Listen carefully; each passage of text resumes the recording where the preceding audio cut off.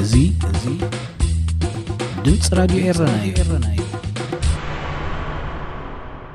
ዕለታዊ ዜና ፈደራላዊ መንግስቲ ኢትዮጵያ ጊዜያዊ ተኽሲዶው ናይ ምባል ስምምዕ በመጥሓስ ደብዳብ አካይዱ በመባል ሕወሓት ንዘቕረቦ ክሲ እቲ መንግስቲ ናይ አሉታ ምላሽ ይብሎም። ሕወሓት መንግስቲ ኢትዮጵያ ብ15 ነሓሰ ኣብ ምዕራባዊ ክፋል ትግራይ ዝርከብ ከባቢታት ደደቢት ንሓደ ሰዓት ዝጸንሐ ናይ ከቢድ ብረት መጥቃዕቲ አካይዱ ክብል እዩ ዝኸስስ። እቲ ደብዳብ ከቢድ ብረት መንግስቲ ኢትዮጵያ ንሰላም ቁሩብ ከም ዘይኮነ ዘነጽር ክብል ሕወሓት ብተወሳኺ ይኸስስ።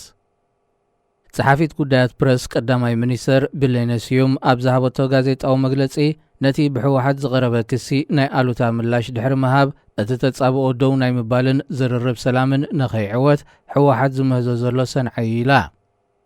ንሳ ብተወሳኺ ፈደራላዊ መንግስቲ ንዘተ ሰላም ድልዋ ኣሎ ኢላ። እንተኾነ እቲ ጊዜያዊ ተኽሲ ናይ ምቁራጽ ስምምዕ ንሓዋሪ ዝኾነሉ ብክልቲኦም ወገናት ክፍረም ኣለዎ ኢላ። ሕወሓት ብወገኑ ኣቐሚጥዎም ዘሎ ቅድመ ኩነታት ከይተተግበሩ ዘተ ሰላም ክዕወት ከም ዘይክእልን ኣብ ክንዲ ብመንጎኝነት ሕብረት ኣፍሪቃ ኸ ብፕሬዚደንት ኬንያ ነበር ኡሁሩ ኬንያታ ክካየድን እዩ ዝጠልብ ዘሎ። ብፈደራላዊ መንግስቲ ኢትዮጵያ ዝቑመት 7 ኣባላታ ተዛታይት ጉጅለ ሓድሽ እማመ ሰላም ሒዛ ቀሪባ እኳ እንተላ ዘተ ቅድመ ምጅማሩ ተኽሲ ናይ ምቁራጽ ስምምዕ ክፍረም ዝጠልብ ስለ ዝርከቦ ብወገን ሕወሓት ተቐባልነት ኣይረኸበን ዘሎ። ናይ መጓዓዝያ ነፋሪት ኢትዮጵያ ብረርታ ብምድቃሶም ናብ መሬት ክትዓልበሉ ዝነበራ ጊዜ ተናዊሑ። እታ ብ15 ነሓሰ ካብ ከተማ ካርቱም ናብ አዲስ አበባ ትጓዓዝ ዝነበረት ነፋሪት ብኣውቶፓይለት ኣብ እትበረሉ ዝነበረት እዋን ኣህጉራዊ ማዕርፎ ነፈርቲ ቦሌ ምብፅሓ ምልክት እኳ እንተሃበት እቶም ኣብ በረርታ ብምድቃሶም ናይ በረራ ጊዜኣ ከም ዝተናውሐ አቪዬሽን ሄራልድ ፍሊጡ።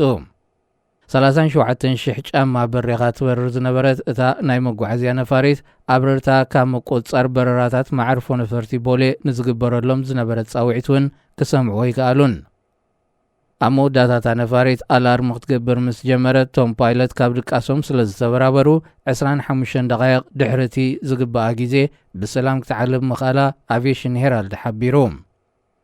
እቶም ፓይለት ኣብ በረራ እንከለዉ ምኽንያት መደቀሲኦም ድኻም ክኸውን ከም ዝኽእል መግለጺታት ይወሃቦ ኣሎ።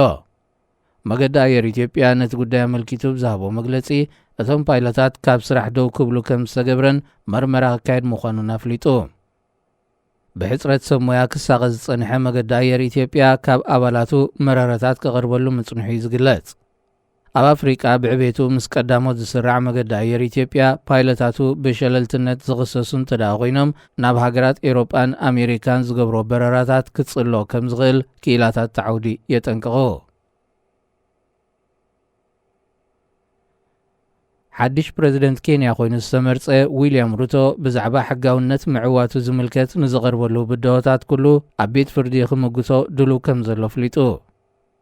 ውፅኢት ምርጫ ዝተነግረሉ ሒደት ሰዓታት ድሒሩ 4 ካብቶም 7 ኣባላት ኮሚሽን ምርጫ ብኣቦ ወንበሮም ከም ዝተገለሉ ድሕሪ ምግላጾም እቲ ጉዳይ ናብ ቤት ፍርዲ ክቐርብ ከም ዝኽእል ማዕከናት ዜናታ ሃገር ይገልጽ ኣለዋ። ንሓምሻይ ጊዜ ተወዳዲሩ ዘይተዓወተ ብራይላ ኦዲንጋ ዝምራሕ ሰልፊ ብኣባላት ኮሚሽን ምርጫታ ሃገር ቀሪቡ ዘሎ ክሲ ናብ ቤት ፍርዲ ብምውሳድ ሕጋዊ መዕለቢ ክገብረሉ ምዃኑ ፍሊጡ። ሓፈሻዊ ምርጫ ኬንያ ናጻን ርትዓውን መንባሩ ብተዓዘብቲ ጉጅለታት ስለ ዝተመስከረ ራይላ ኦዲንጋ ከቕርቦ ዝዳለወሉ ዘሎ ክሲ እንታይ ምዃኑ ይተነጸረን።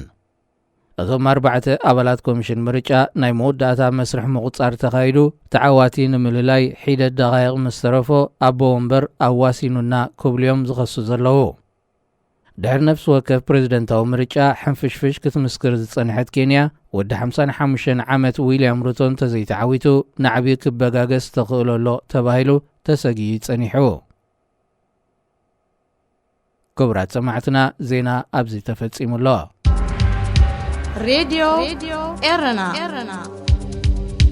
ሬድዮ ኤረና ካብ ከተማ ፓሪስ ዝመሓላለፍ ብኤርትራውያን ጋዜጠኛታት ዝዳሎ ነፃ ሬድዮ እዩ።